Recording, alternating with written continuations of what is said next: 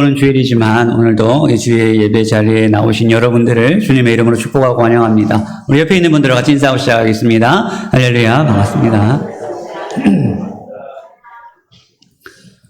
네, 감사합니다. 우리는 계속해서 이 사도행전 말씀을 살펴보고 있는데요. 이제 사도행전 말씀이 이제 2장 남았습니다. 오늘 살펴보면 77장과 28장 이제 거의 끝을 향해서 가고 있습니다. 우리는 지난 시간에 사도 바울이 마지막으로 아그리빠 왕 앞에서 변론하는 장면을 함께 살펴봤어요. 그리고 이제 이어지는 것이 오늘 우리가 읽은 이 본문입니다. 오늘 본문 1절을 보시면 이렇게 기록되어 있어요. 우리가라고 말하고 있죠. 여기서 이제 우리가라는 것은 복수죠. 여기서 이제 우리가라는 것은 이제 이 사도 바울이 마지막으로 항해하는 이 항해에 사도행전을 기록하고 있는 누가도 지금 동행하고 있어요. 그래서 오늘 본문을 보시면 굉장히 자세하게 이 항로가 기록이 되어 있는데 누가가 실제로 바울과 함께 하면서 그걸 실제로 경험했기 때문에 굉장히 자세하게 기록하고 있어요. 그래서 이제 우리가라는 말로 시작을 합니다. 우리가 배를 타고 이달리아에 가기로 작정됨에 바울과 다른 죄수 몇 사람을 아우구스도대의 백부장 율리오라는 사람에게 맡기니라는 말로 시작을 하고 있어요. 이제 드디어 사도 바울이 로마를 향하게 되었습니다. 바울이 이제 로마로 가게 되었는데, 그런데 문제는 무엇이냐면 사도 바울이 로마로 가는데 자유의 몸으로 가는 것이 아니라 죄인의 신분으로서 로마 군대의 호송을 받으면서 로마로 가게 된 거예요. 우리는 기왕 하나님께서 사도 바울을 로마로 보내시려면 좀 평탄하게 보내시든지 아니면 정말 주님의 사도답게 영광스러운 모습으로 보내면 좋은 거 아니겠습니까? 그런데 오히려 그 반대로 보내시는 거예요. 죄인의 신분으로서 꽁꽁 묶인 채로 보내시는 것입니다. 그것도 우리가 앞으로 살펴보게 되겠지만 몇 번의 죽을 고비를 넘겨서 로마에 도착하게 됩니다. 뭐 하나 바울이 선택하거나 바울의 뜻대로 가는 법이 없습니다. 바울이 전혀 기대하지 않은 방법으로, 바울이 전혀 원하지 않는 방법으로 하나님께서 바울을 로마로 보내시는 거예요. 그런데 1절을 보시면 직접적으로 드러나 있지 않지만 사도행전을 기록한 이 누가가 의도적으로 드러내는 한 가지 사실이 있습니다. 그것이 뭐냐면 1절을 여러분 다시 보세요. 우리가 배를 타고 이달리아에 가기로 작정되었다라고 누가가 이렇게 이야기를 하고 있습니다. 그러니까 외면적으로만 보면 바울이 로마로 가는 것은 로마 황제의 재판을 받기 위해서 로마로 가는 거예요. 그런데 이렇게 된 것은 바울이 스스로 로마 황제에게 상소했기 때문에 이 일이 이렇게 결정이 되는 것입니다. 만약에 사도 바울이 상소하지 않았다면 그냥 무죄로 풀려났을 거예요. 어쩌면 이 길은 사도 바울이 스스로 선택한 어려운 길을 지금 가고 있는 거예요. 그런데 그것보다 이 누가는 더 중요한 한 가지 사실을 우리에게 알려주고 있습니다. 사도 바울이 배를 타고 로마로 가기로 작정되었다라는 것은 겉으로는 사도 바울이 작정한 것처럼 보이고 또 베스도가 그렇게 결정한 것처럼 보이지만, 그러나 누가가 진짜 말하고자 하는 것은 이 모든 것을 실제로 작정하신 분이 누구시냐는 거예요. 이 길은 단순히 바울의 작정 때문도 아니고 베스도나 아그리빠의 결정 때문도 아니라는 것입니다. 이것을 작정하신 분이 계신데 바로 주님께서 작정하신 대로 바울은 그 길을 지금 가고 있다는 거예요. 그리고 이 작정의 목적은 무엇입니까? 단순히 로마에 가서 황제의 재판을 받는 것이 목적이 아니라, 바울이 로마로 가는 목적은 재판이 목적이 아니라 로마에서 하나님 나라를 전파하며 주 예수 그리스도에 관한 복음을 전하기 위해서 가는 것입니다. 예수님께서 명령하신 것처럼 땅끝까지 이르러 내 증인이 되라라는 예수님의 명령에 순종해서 지금 땅끝을 향해서 가고 있는 것입니다. 그래서 우리가 앞으로 살펴보게 되겠지만 바울은 배가 깨질 위험과 죽음의 위협이 계속되고 있지만, 그러나 그 상황 속에서도 사도 바울 자기 스스로는 자기가 로마에 도착한다는 사실을 기정사실화하고 있습니다. 그래서 모두가 다 폭풍과 풍랑을 만나서 죽음을 생각하고 살 소망이 끊어진 바로 그 순간에도 바울은 여전히 소망을 잃지 않고 담대하게 다른 사람을 위로하고 격려하는 사람으로 그 배에 함께 있게 되는 거예요. 여러분, 우리 주님은 우리가 믿음으로 산다고 했을 때, 우리가 주님을 따라 살아간다고 했을 때 우리 인생에 풍랑이 없을 것이라고 말씀하지 않으셨어요? 오히려 그 반대입니다. 여러분, 믿음이 있어도 우리는 인생의 풍랑을 만날 수가 있습니다. 예수 안 믿는 사람에게만 풍랑이 닥치고 예수 믿는 사람 앞에서는 풍랑이 멈추는 게 아니에요. 예수 믿는 사람이나 예수 믿지 않는 사람이나 똑같이 인생의 풍랑을 만납니다. 예수를 믿거나 예수를 믿지 않거나 교통사고 날 확률은 똑같고요. 예수를 믿거나 예수를 믿지 않거나 암에 걸릴 확률은 똑같습니다. 예수를 믿는 사람이나 안 믿는 사람이나 그 삶의 겉으로 드러나는 모습만 볼 때는 아무런 차이가 없어 보여요. 똑같이 시련과 아픔과 슬픔이 똑같이 찾아옵니다. 자, 그렇다면 예수를 믿건 예수를 믿지 않건 똑같이 이렇게 어려움을 당한다면 그러면 우리가 굳이 예수님을 이렇게 열심히 믿을 필요가 있을까요? 예수를 믿거나 예수를 믿지 않거나 삶에 드러나는 모습에 전혀 차이가 없는데 우리가 더 열심히 이렇게 예수를 믿어야 되는 이유가 뭘까요? 여러분, 여기에는 좀 중요한 차이가 하나가 있다는 것을 여러분 반드시 기억을 하셔야 됩니다. 처한 상황과 처한 환경이 똑같고 똑같이 인생에서 감당할 수 없는 풍랑을 만나게 되지만 그러나 예수 믿는 자에게는 예수 믿지 않는 사람에게 없는 것이 하나가 있는 것이 하나 있어요. 불신자에게 없는 한 가지가 뭡니까? 바로 예수 그리스도께서 우리에게 주시는 위로와 소망이 있다는 사실입니다. 어떤 소망과 위로가 있습니까? 이 풍랑이 빨리 지나갈 것이라는 소망과 위로가 아니라 오히려 그 풍랑 속에서 우리는 우리와 함께 하시는 주님을 만나게 되는 거예요. 그래서 이 길을 끝까지 넘어지지 않고 버티고 인내하시는 은혜, 풍랑 속에서도 소망을 주시는 은혜를 우리는 만나게 되는 것입니다. 그러니까 그 안에서 힘들고 어렵고 고통스러운데 여전히 우리로 하여금 인내하게 하시고 여전히 소망을 품게 하시고 그래서 우리에게 주어진 이 믿음의 길, 이 사명의 길을 끝까지 갈 수 있는 은혜를 우리에게 부어주시는 거예요. 그것이 여러분 오늘 본문에서 너무나도 잘 나타납니다. 예수 그리스도와 함께하는 사람과 그렇지 않는 사람이 인생의 가장 극단적인 문제 앞에서 얼마나 다른 차이를 보이고 있는가를 오늘 본문이 우리에게 보여주는 거예요. 오늘 우리가 읽은 이 사도행전 27장은 사도 바울의 마지막 여정입니다. 이제 더 이상 사도 바울의 삶에서 여행은 없어요. 마지막 여행이에요. 이 여행을 끝으로 사도 바울은 로마에 도착하게 되고 바로 그 로마 감옥에서 사도 바울은 순교하게 됩니다. 그 마지막 이 여행의 모습을 보여주고 있는데요. 바울을 태운 배가 이제 이 가이사랴를 출발합니다. 그리고 바울을 호송하는 책임을 맡은 사람은 로마의 백부장 율리오라는 사람이에요. 그 외에도 바울과 함께하는 사람들, 바울과 동행하는 사람들이 있고 또 다른 죄수들도 있습니다. 처음 이 가이사랴를 떠날 때는 2절에 나오는 것처럼 아드라무테노라는 배를 탔습니다. 그러니까 이 당시에 이 로마까지 간다는 건 굉장히 먼 여행이에요. 지중해를 가로질러 가는 여행입니다. 그래서 직항이 없고 중간에 배를 갈아타야 돼요. 지도를 한번 보여주시겠어요? 지도를 한번 보여주시면 자, 그러면 이제 사도 바울이 오른쪽 아래쪽에 이제 가이사랴를 떠나서 어디로 이동하냐면 지도 위쪽에 무라라는 곳이 보입니까? 지도가 작아서 잘 보이시는지 잘 모르겠어요. 최대한 제가 고화질을 골랐는데 이 무라라는 곳에서 이제 배를 갈아탑니다. 6절에 보시면 알렉산드리아호를 갈아타게 돼요. 이 배는 사람을 실어 나르는 여객선이 아니라 무역선입니다. 이 당시에는 이제 화물을 실어 나르는 배에 화물도 싣고 사람도 타는 거예요. 그리고 저 뒤에 37절을 보시면 이 배에 탄 사람이 총 276명이라고 합니다. 그러니까 300명의 사람을 태우고 화물도 태울 수 있는 아주 큰 섬이라는 것을 알 수 있어요. 그런데 8절을 보시면 그레데 섬의 미항이라는 곳에 도착을 합니다. 그러니까 여러분들 저 지도를 보시면 한 중간에 제가 체크를 했는데 미항이라는 것이 보이시나요? 네, 보이시죠? 미항은 말 그대로 이름이 미항입니다. 아름다운 항구라는 뜻이에요. 그래서 미항에 도착했을 때가 언제냐면 9절을 보시면 여러 날이 걸려 금식하는 절기가 이미 지났으므로 항해하기가 위태한지라. 그러니까 여러 날이 걸려 금식하는 절기라는 것은 이스라엘의 대속죄일을 말합니다. 대속죄일은 유대인의 달력으로 7월이고 지금 우리가 사용하는 달력으로 바꾸면 10월 초순 정도 됩니다. 그런데 문제는 우리는 이 지중해에서는 이 지중해를 다니는 배들은 11월과 2월까지는 항해를 하지 않습니다. 그러니까 겨울 동안에는 항해를 하지 않아요. 왜냐하면 이 기간 동안에 지중해에서는 강한 돌풍과 폭풍이 불기 때문에 항해를 하다가는 자칫 배가 난파되는 위험이 있습니다. 그래서 로마에 안전하게 도착하기 위해서는 이 겨울을 보낸 다음에, 지금 이제 10월이고 곧 겨울이 도착하니까 이 겨울을 보낸 다음에 항해를 하는 것이 안전합니다.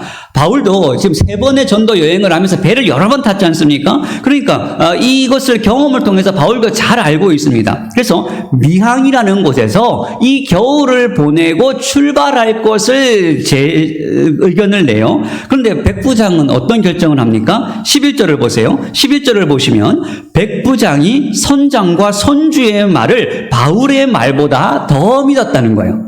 사실 이건 당연한 거죠.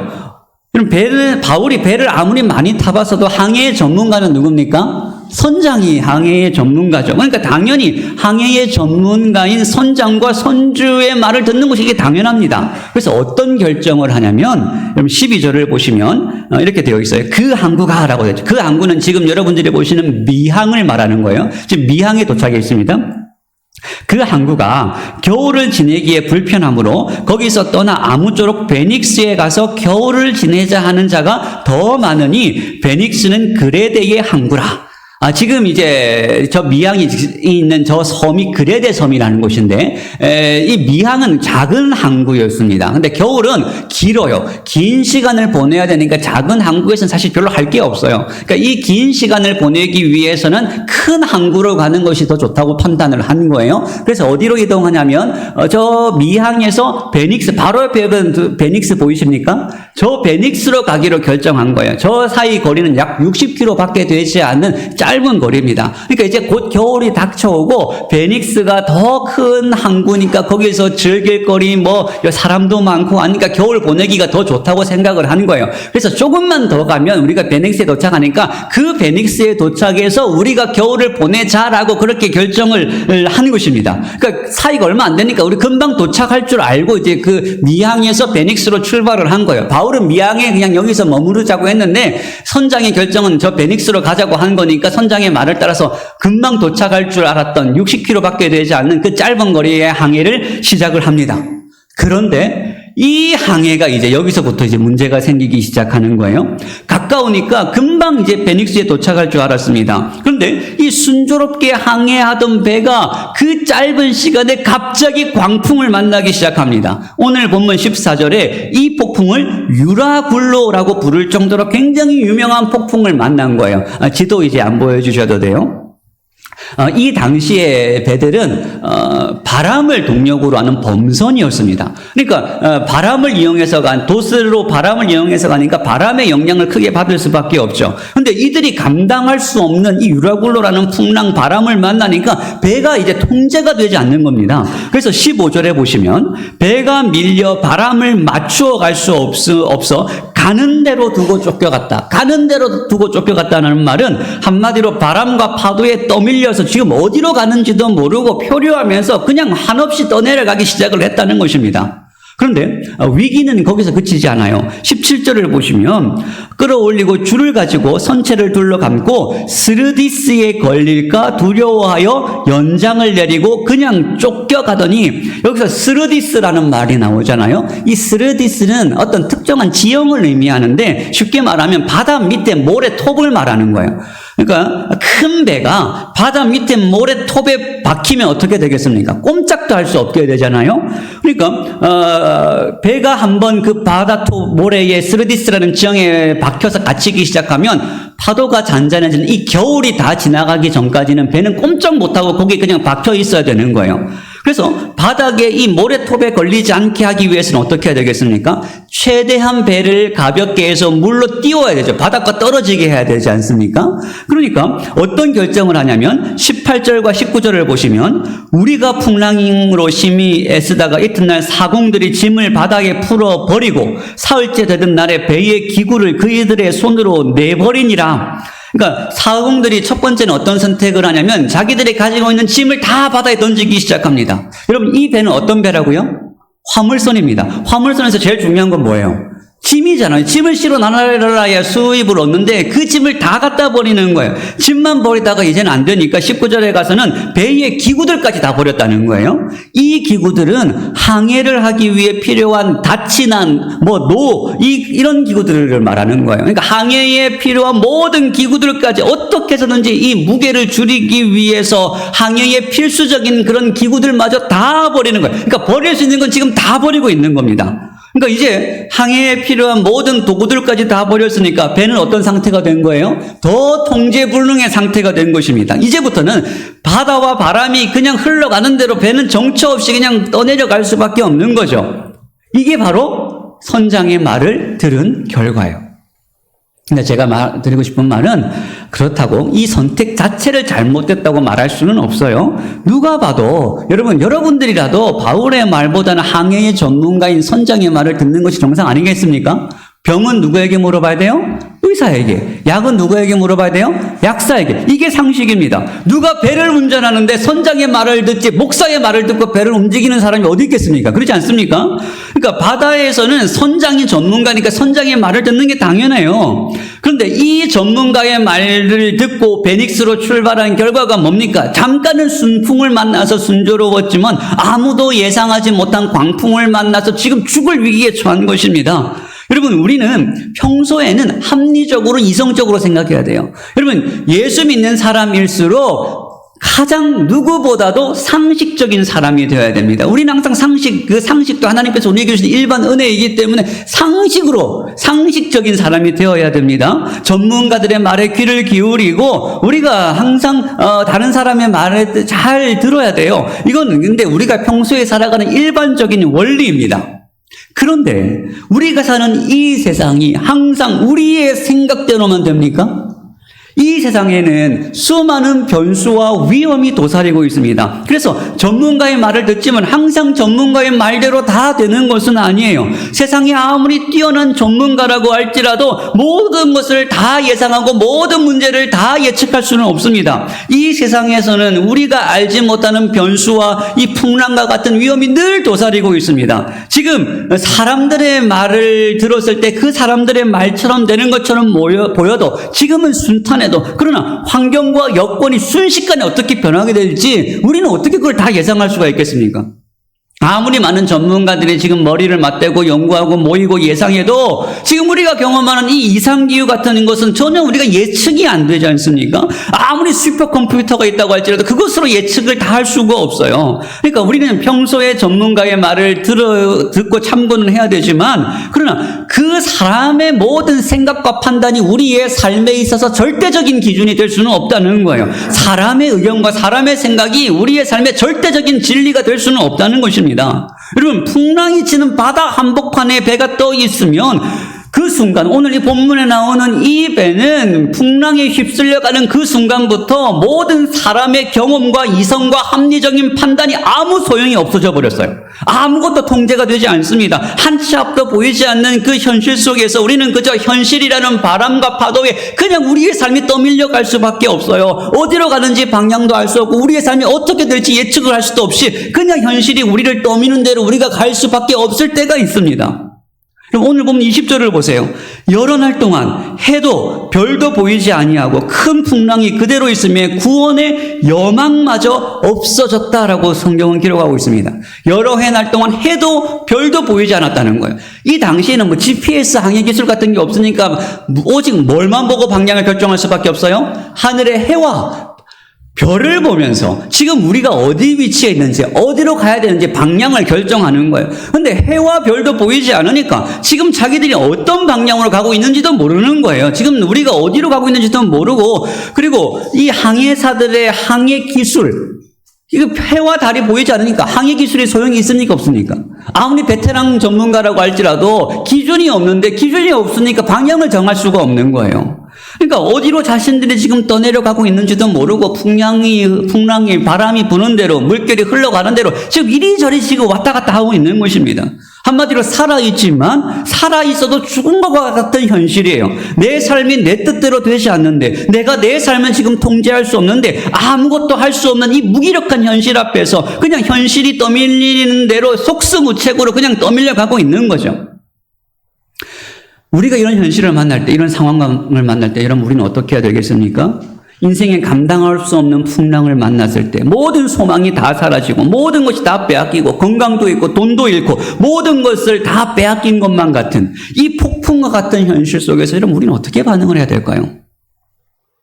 오늘 본문을 보시면 모든 사람이 소망을 잃고 절망하고 살아날 수 있다는 그 여망, 소망마저 다 사라져버린 그 시기에, 그 순간에 오직 한 사람만이 여전히 소망을 잃지 않고 정신을 똑바로 차리고 있는 한 사람이 있습니다. 누구였겠어요? 바로 사도 바울입니다. 모두가 다 소망을 잃어버리고 지쳐있는 바로 그 순간에 사도 바울이 일어나서 사람들에게 하는 말이 있습니다. 22절. 내가 너희를 권하노니 이제는 안심하라. 너희 중 아무도 생명에는 아무런 손상이 없겠고 오직 배뿐이니라. 그럼 바울이 하는 말을 잘 보세요. 자, 뭐라고 이야기합니까? 이제는 뭐 하라고요? 안심하라. 여러분, 여기서 사도 바울이 이제는 안심하라라고 할 때 이 안심하라라고 하는 이 표현이 굉장히 독특한 표현입니다. 그냥 안심하라는 게 아니에요. 이 안심하라라는 이 표현은 성경 전체에서 단 3번만 사용된 표현입니다. 그런데 오늘 우리가 읽은 27장에만 이 말이 2번 반복됩니다. 그것도 사도 바울에 의해서 이 안심하라라는 고백이 나오고 있어요. 이 안심하라라는 이 말은 원래 뜻은 무엇이냐면 즐거워하라, 기뻐하라라는 뜻입니다. 그러니까 이제 다 괜찮으니까, 우리 이제 안전하니까 기뻐해, 즐거워하라, 안심하라라는 거예요. 근데 문제는 지금 사도 바울이 이 말을 언제 하고 있습니까? 사도 바울은 지금 사람들을 향해서 이제 안심하라라고 이야기하고 있는데, 근데 지금 현실은 어떻습니까? 육지가 보입니까?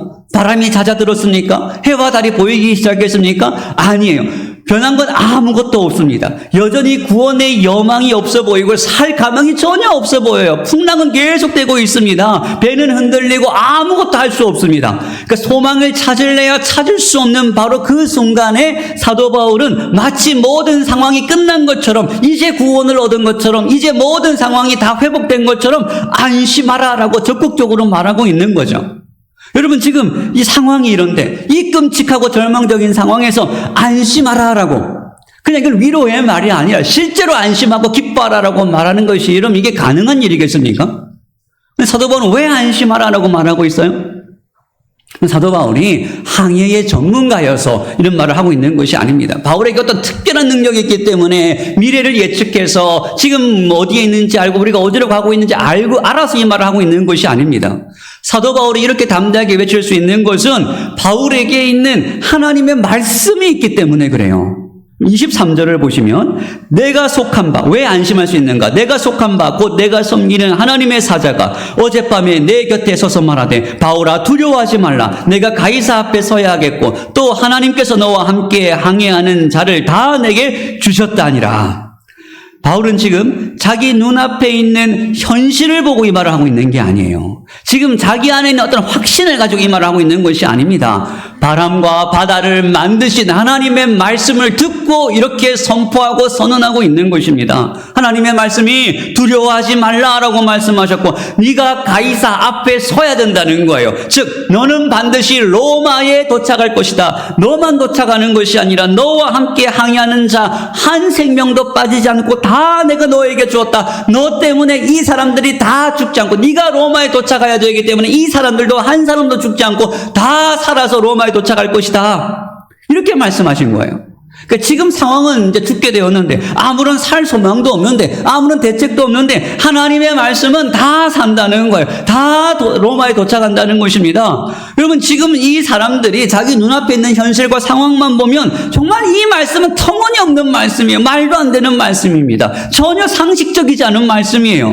그런데 바울은 이 말씀을 기정사실화하고 있습니다. 이미 바울이 로마에 도착하고 우리가 살았다는 것으로 그렇게 선포하고 있습니다. 우리가 다 산다는 거예요. 여러분, 아니 상황이 이런데 여러분 어떻게 이런 확신은, 이 말씀을 확신할 수가 있습니까? 이것은 사도 바울이 어떻게 될지 다 알아서 지금 이 말을 하고 있는 것이 아닙니다. 지금 바람이 이렇게 부는데 우리가 어떻게 살아? 그건 나도 몰라. 지금 우리가 지금 어디에 있는지도 모르는데 우리가 어떻게 로마에 도착해? 그건 나도 모르겠어. 지금 항해할 도구가 없는데 무슨 수로 배를 몰아서 로마까지 도착할 수 있어? 그건 나도 몰라.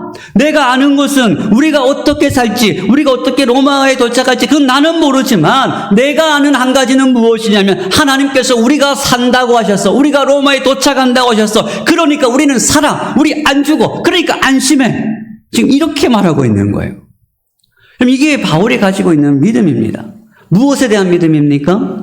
바울의 믿음은 단순히 어떤 맹목적인 믿음이 아니에요. 물론 이 말씀 자체는 말이 안 되는 거예요. 이 말씀 자체는 도저히 믿을 수 없는 말씀입니다. 우리의 상식과 전혀 맞지 않는 말씀이에요. 그런데 바울은 아무런 증거도 없고 그것을 증명할 길도 없는데 어떻게 이 말씀을 기정사실화처럼 그렇게 믿을 수 있겠습니까?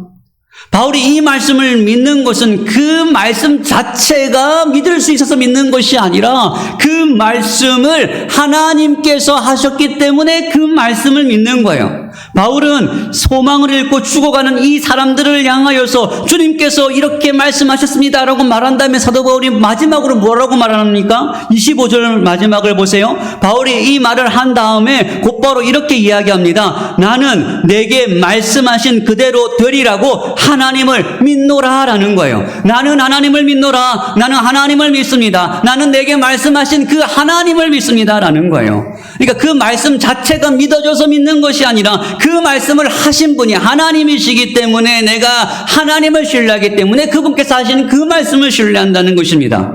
그러니까 그 말씀이 지금 내 상황과 맞느냐 맞지 않느냐 이게 지금 중요한 것이 아니라 이 말씀을 누가 하셨는가, 그 말이 누구의 말씀이냐가 중요한 것이죠.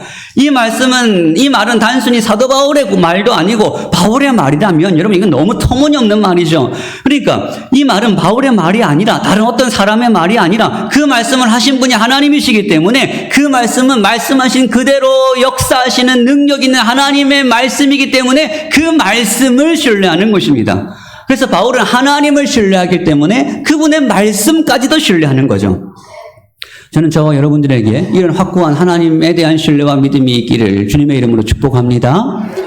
혹시 오늘 우리 중에 이런 믿음이 없으신 분들이 있다면 여러분 이 믿음 얻기를 간절히 사모하시기를 바랍니다. 그 믿음을 구하고 그 믿음 얻기를, 그 은혜를 나에게도 다 이런 믿음을 하나님 저에게 주십시오. 이 간절한 기도 제목이 여러분 가운데 있기를 바랍니다. 근데 여러분 이런 담대한 믿음은요 어느 날 하루아침에 하늘에서 뚝 떨어지는 믿음이 아닙니다.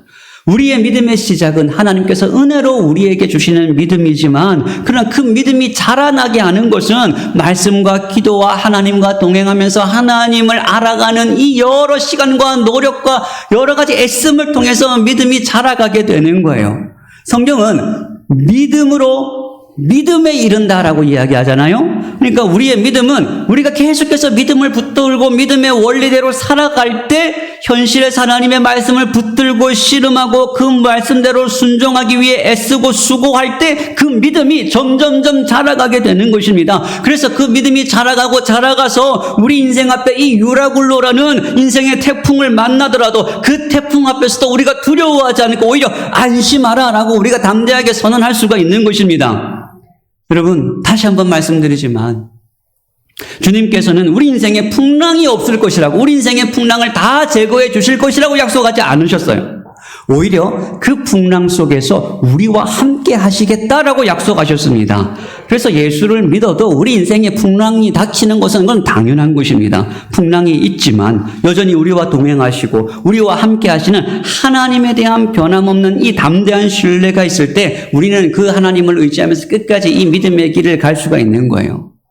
우리가 바울이 이 항해하는 모습을 보면 바울이 풍랑을 만나서 배를 통제할 수 없고 어디로 가는지는 모르지만 여러분 나중에 이 항해는 어떻게 끝이 납니까? 배가 이리저리 왔다 갔다 하고 통제할 수 없고 그냥 흘러가는 대로 흘러가지만 그러나 결국에 마지막에 가서는 하나님께서 말씀하신 그대로 이 풍랑이 바울과 그 일행을 로마 가까운 데까지 결국은 다 데려다 줍니다. 결국 하나님께서 말씀하신 대로 이 사건이 결론이 나는 거예요. 그럼 지금 우리의 삶이 내가 원하는 방향으로 내가 살지 못하고 내가 원하는 방향으로 가고 있다는 느낌이 전혀 들지 않을 수가 있습니다. 그러나 여러분 그 상황 속에서 여러분들 기억하셔야 되는 것은 그럼에도 불구하고 여러분들의 인생이라는 배는 한치의 오차도 없이 하나님께서 말씀하시고 하나님께서 목적하신 그곳을 향하여 지금도 나아가고 있다는 사실을 여러분 확신하시기를 바랍니다. 그러니까 여러분 어떤 상황 속에서도 우리가 이해되지 않는 우리의 계획이 다 무너지고 내가 도저히 내 삶을 통제할 수 없는 그 상황 속에 이르렀을 때에도 오늘 사도 바울이 이야기한 거 고백한 것처럼 나는 나에게 말씀하신 그 하나님을 믿노라는 이 고백을 하면서 나와 함께 하시고 나의 삶을 이끄시는 하나님을 끝까지 신뢰하시기를 바랍니다. 눈에 보이는 대로만 여러분 생각하지 마시고 경험대로만 경험하지 마시고 느껴지는 대로만 느끼지 마시고 그 순간에 우리의 느낌과 우리의 경험과 우리의 보여지는 모든 시각을 하나님의 말씀의 시각으로 바꾸어서 우리에게 주어진 이 삶을 믿음으로 하나님의 말씀이라는 그 말씀을 붙들고 주님과 동행하여서 주님께서 여러분들을 목적하시는 그곳에 쫓아가여서 하나님을 찬양하고 하나님의 은혜를 고백하는 여러분들의 축복된 삶이 되시기를 주님의 이름으로 축복합니다. 기도하겠습니다. 사랑과 은혜가 충만하신 하나님 아버지 감사드립니다. 하나님, 우리는 한 치 앞도 알지 못하는 우리 인생의 항해를 지금 걸어가고 있는데 그러나 주님께서 우리의 삶을 붙드시고 우리의 삶의 주인 되어 주시어서 우리의 삶을 이끄시고 주께서 목적하신 곳까지 안전하게 우리를 이끄시는 하나님의 은혜에 감사를 드립니다. 하나님, 지금 당장에 눈앞에 있는 풍랑에 우리의 마음을 빼앗기는 것이 아니라 끝내 우리를 인도하시고 우리의 삶 가운데 은혜를 베푸실 하나님을 신뢰하며 우리에게 주어진 이 삶을 끝까지 살아가게 하여 주시옵소서. 이 믿음 우리 모두에게 허락하여 주실 줄 믿사오며 예수님의 이름으로 기도하옵나이다. 아멘.